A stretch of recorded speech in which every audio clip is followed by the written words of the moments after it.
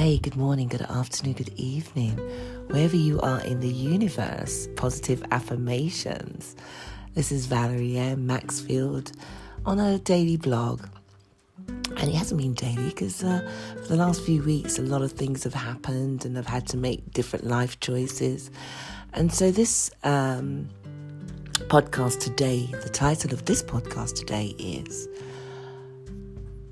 Changes that we go through and how we deal with it, especially through COVID. For me, I seem to I've had my ups and my down days, my in the middle days and the roundabout days. It's been a year and a bit since we stopped stepping out of our home and, change of jobs, trying to recreate ourselves. And, sometimes I had to ask myself, and I'm sure many others have, to do the same thing, which is, what do I do now? How do I stay focused? Some people have gone on the journey of, I watched a woman lose like 100 pounds and it was so inspirational. I started the same journey and unfortunately halfway through that journey I lost all the pounds and I've doubled back the pounds that I've lost. And I'm now in a position where I don't know how to start again.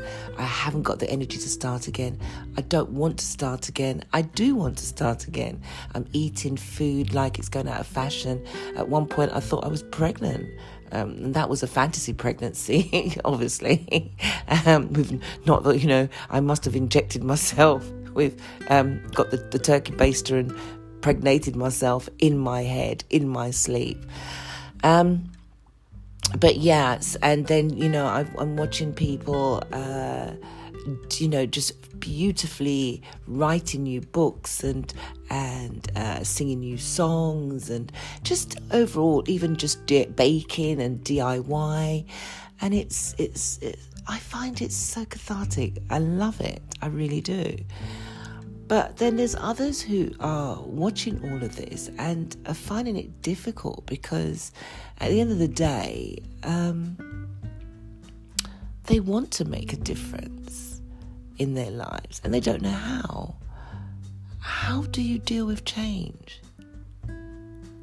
There's so many people out there being positive, but at the same time, there had to be the down days to get to the good days.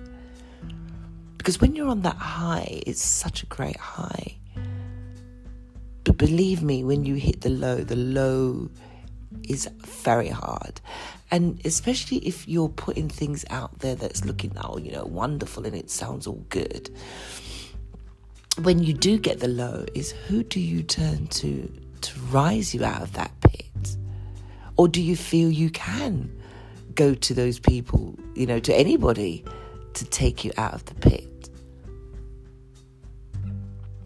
Change has to come for a lot of us, including myself, because it's either you've lost a job and, there's some of us who, like myself, I have not got any form of income from music or creativity.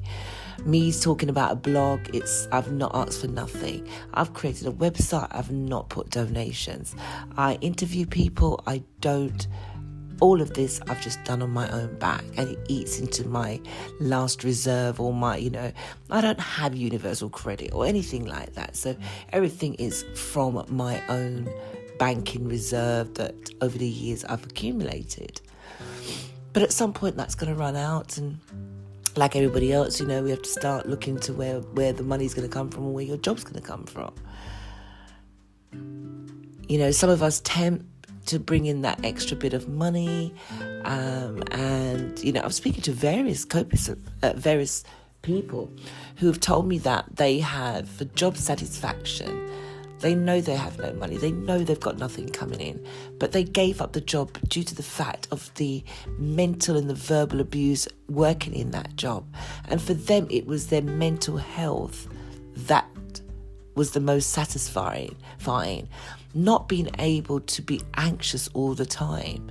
And so they chose that over living, knowing that they have a mortgage to pay, they knowing that they've got, a copious amount of bills, but they took that chance in the hope that they're going to stay, they're going to have faith that things will turn around. But then you've got those who can't just get up and leave their job. They've got to stay within that infrastructure, and because their skill set may not be as high as what these employers are asking for. And then you've got those who are older, hitting the 48, 49, 50 barrier, even older. And you ask yourself, all these years that I've been working, and here I am, I've always had a good job, or I've had a menial job, but I'm getting older, and for you to change a job, the young, ageism does go against you. Doesn't matter what qualifications you have. Doesn't matter that you've been in a job and you've held the highest of highest posts. Now that you're in that position, because that job has now faltered, you're having to reapply again. You're having to go for a job that you can do with your eyes closed. It's like getting in the car, putting on your seatbelt and driving. But guess what? Companies have realised that, they can have remote working from home, which is less money. They've got you working either someone younger and paying them that money. So where you're a 45 grand earner, there's somebody going into your job because and not the same skill set, but prepared to take the £30,000. People are looking at themselves and saying, man, no matter what, I'm going to have to drop from 45 or 50 grand and take that 30 grand job, because what else can I do? It's the same skills, all the work you've put in, all of that. And even I started to investigate, and I looked at it and I thought, oh my God, companies. And the funny thing is, and we need to look at ourselves. The NHS has been paying ridiculous, stupid money to people, the admin staff, what they go through, making sure that patients are taken care of, getting their letters out. Some of them do make some monumental mistakes. Some of them have some really bad attitudes. And this is all before COVID, that just, some of them are horrible. I'm sorry, I'm going to have to say it. But there are genuine hospital staff, from the nurses and doctors and the admin, that really makes your journey going to a hospital pleasant, because they care. Now, through COVID, it's even more difficult. And some of them are earning like £23,000. Listen, an engineer graduate gets 21 grand. There are people that work in the NHS for years and are still on £21,000. How is that possible? But guess what? They've lived on it. The one thing that they do get, they've got the London waiting, they get good pension. I get that. But how have you survived on that money? And COVID teaches that. I read a post from some guy who, has been lauding it, says, I wouldn't say lauding it, bless him. He's lost his job, he's married, he's got a couple of kids. And he used his wonderful musical talent to create a online TV, on Twitch TV musical show. He's got youngsters. He's opened an academy for youngsters. He's been working behind the scene, putting things back in the community, and he's been recognised for it. And that takes a lot of tenacity. That takes a lot of energy. That takes a lot of applying yourself. And he's found his love back with God, his faith. has allowed him to believe that all things are going to be possible. And all things have been possible for him. He's even gone on a weight regime where he's dropped pounds and just looks truly amazing. Absolutely amazing. And when I read that today, it prompted me to do today's podcast about change. Everyone has had to go through a change. Some wants to make that change and don't know how to make it. And when you do make that change, it's, what are you making the changes for? I'm talking about losing weight or creating a new job prospect, being a designer, being a well-being, you've got the new clubhouse and trying to elevate people's minds. And there's so much of all of this going on. For me, I had to take a step back.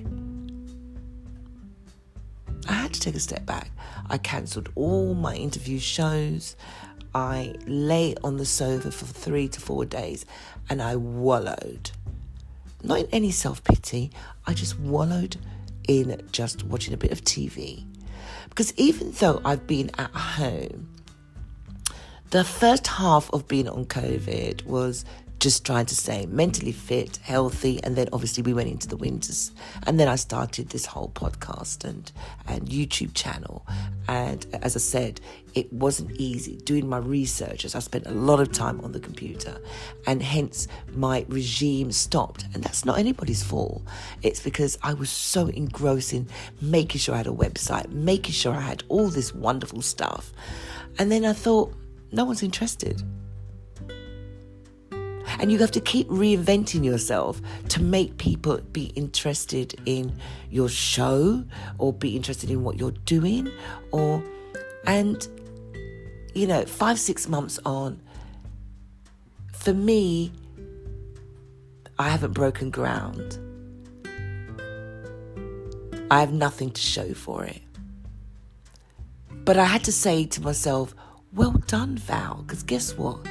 You didn't just sit on your ass and do nothing. You gave it a go. You tried something. You did something different. I just tried something different. And there are some people who are happy about it. Some people, have said, oh, that's really good. And then you've got those who they need more. They need more excitement. They want the Judy Loves of this world. They need to have positivity. They need laughter and stuff. And I get a lot of laughter, but I think I just wanted to, and I didn't want to have current affairs. I just wanted to bring unsung heroes who doesn't get that TV limelight and just talk about CBD oil and benefits of MS, and someone who's a sports person who we don't really get to hear what the wonderful things they do in the background, or people who are suffering with cancer, and just those sort of people. But then that's my interest, that's not yours.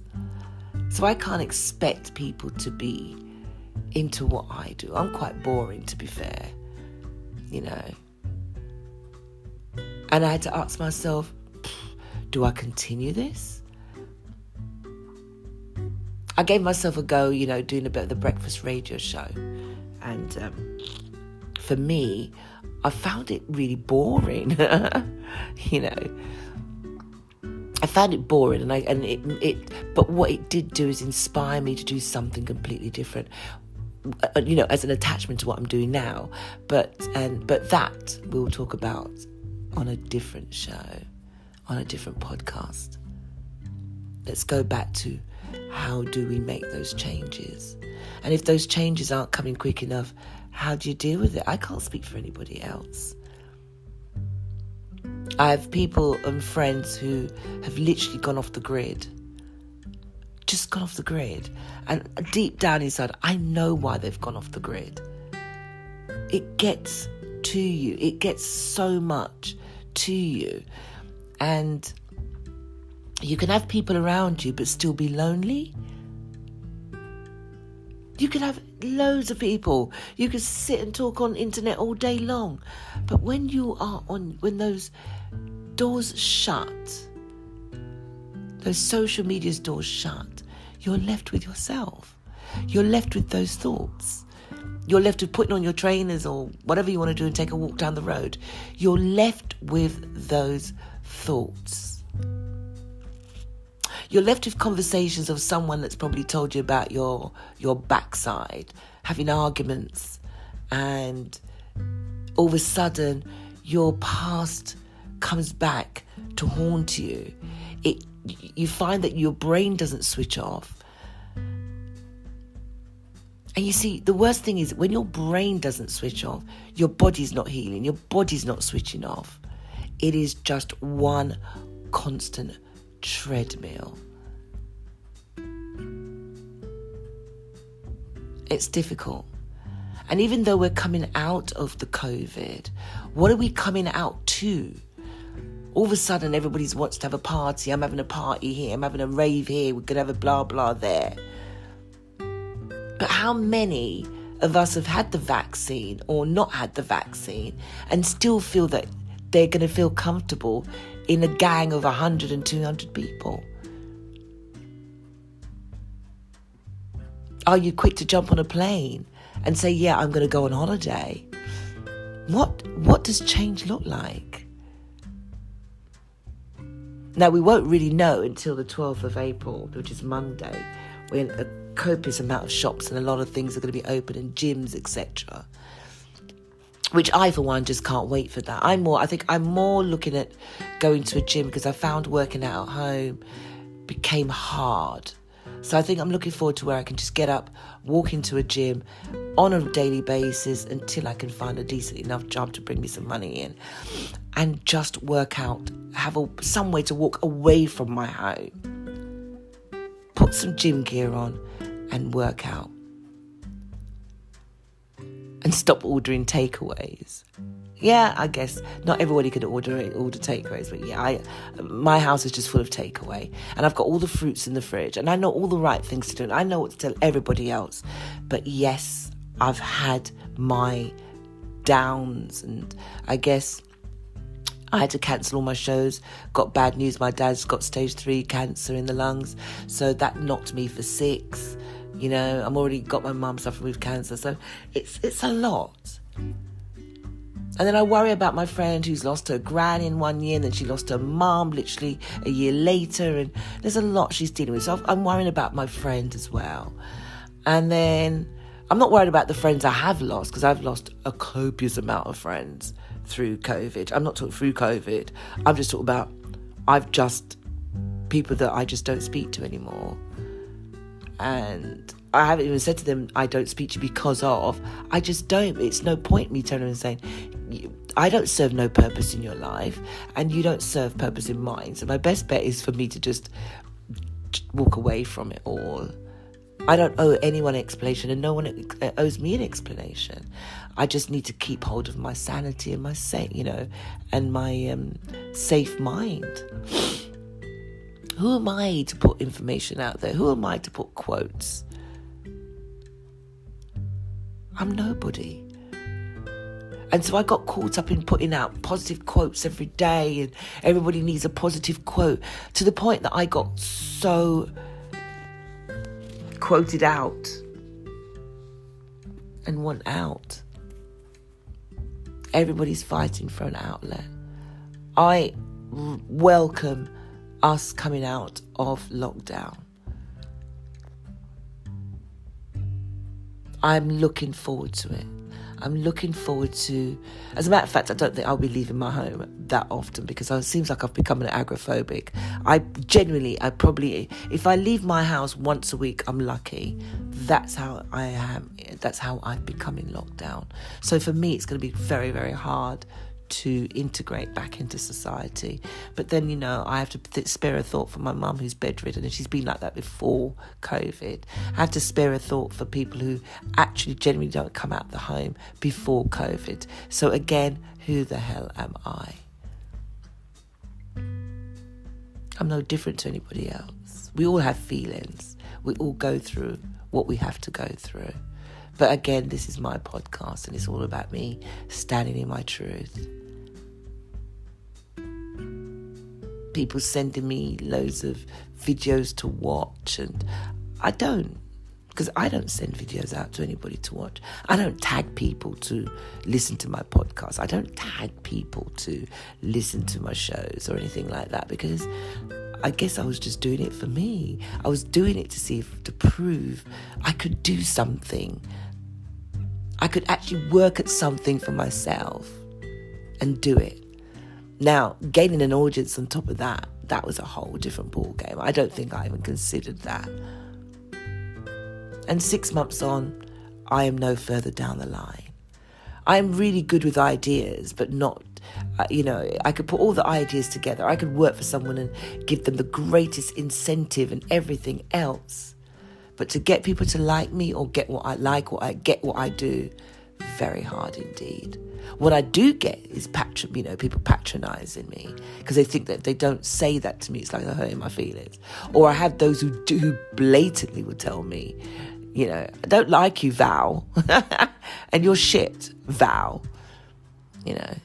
Or I get those men who try to hit on me. I'm old enough to be their freaking daughter. Do you know what I mean? Or they're old enough to be my dad, as I should say. And I'm like, shit, is that what change looks like? Is this what my life is going to look like? You get to mid-40s, and especially if you're on your own, that's the stark reality, especially if you're not in a relationship, is what happens now? Is there anyone out there for me? What is it I'm looking for? This is not me asking that question. I'm saying this is what does change look like? Can we have a relationship with anybody when we come out of COVID? How do you feel having to hug someone or kiss someone that you don't know, that was never in your bubble, and all of a sudden you're going to start dating? How does that happen? What does that look like? I know that's going to be difficult for me because I'm single, so hey. And for the first time, I'm questioning my age. I'm questioning how I look. I've never had to bother about all of that before. Never until COVID came along. Worry about my hair and, never. I'm not a materialistic person either. But all of a sudden, I'm having to think about these things. And I'm worried about my weight. And, oh my God, people are now, I'm sure, it's like the whole menopause has come to visit the front door. That's right, yeah. Listen, you don't have to be 60 or God knows to have menopause. You can get menopause when you're in your 30s. But it's become such a taboo subject. Yeah, facing change. For the first time since Saturday, this is the first time I've picked up my podcast to record the podcast, because really and truly, yeah, today was my down day. And I just didn't know how could I come out of it. And I picked up the phone and I picked up looking at the Instagram, and straight away I felt depressed. I looked at Facebook, straight away I felt depressed. And all I wanted to do was change how do I change the people around me? How do I get rid of the people on my Facebook page? And all it, and I thought, but I can't, because this is the way that I'm doing a business. I'm trying to do standing in my truth. And how do I get people to listen to what I'm doing and look at all the people I'm interviewing? And then I asked myself, why do I care? If I could just disappear, not die, it'd be really good. Then I thought, maybe if I don't do all of this anymore, no one will notice, no one will care. And I guess that's where I'm gearing up to. I will still do my podcasts, but it looks like I'm just going to shut Standing My Truth down. I've had fun. It's been fun. It really has been fun. And I've learned a lot about myself, about people, and how the algorithms work and things like that. But that's not what's important in my life. My life what's become important is what's going to happen to me now when we come out of lockdown and the changes that we face.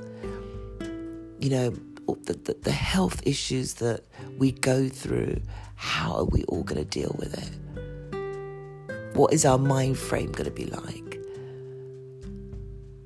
Because after a while, you can't just run to any old club. There's going to be loads of different things we now have to do and hoops we're going to have to jump through. But I know lots of you will cope because there's a lot of alcohol to get through, loads of drugs and cigarettes and clubs and stuff to get through, you know. I'm sure I won't be taking none of those, but I'm sure I'll mix and mingle, around those avenues to make myself feel happy. But right now, sitting at home and eating myself into oblivion is what's making me feel happy. And I'm not going to make myself feel bad about that. And with that, that's my podcast, my daily podcast for the 8th of April 2021. Hope you all had a great Easter. But how do we deal with the change that is to come? Have a great day. Take care.